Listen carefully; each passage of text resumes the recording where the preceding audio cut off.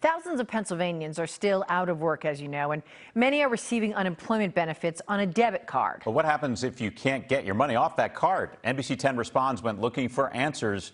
Here's Lucy Bustamante.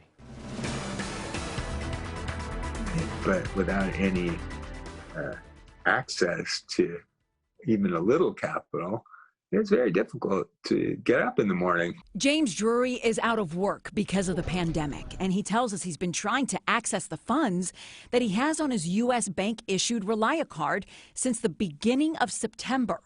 According to James, he ran into a problem while attempting to transfer money from the Relia card to his checking account.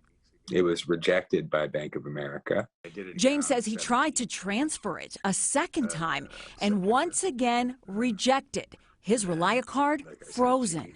That's when I started calling Relia card to try to figure out what was going on. James says the U.S. Bank Relia card rep told him that his transfer exceeded the daily transfer limit and triggered the rejection. According to James, U.S. Bank told him that it could unfreeze his account if he sent over identifying information. I've faxed them twice.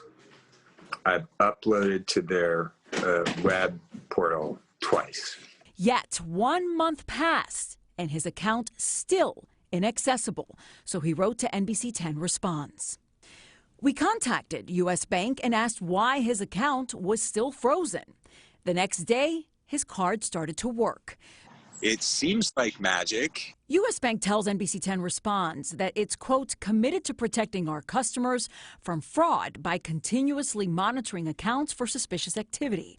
While we cannot discuss individual customer matters, we are pleased that Mr. Drury's situation was resolved successfully, end quote. When it comes to transfer limits, U.S. Bank tells us, quote, daily transaction limits vary by program, account, transaction type, and risk, and are subject to change. Accounts are not restricted based on a cardholder solely exceeding a transaction limit, end quote.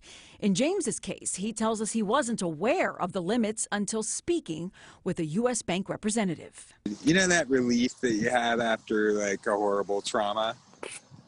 That's how I feel today.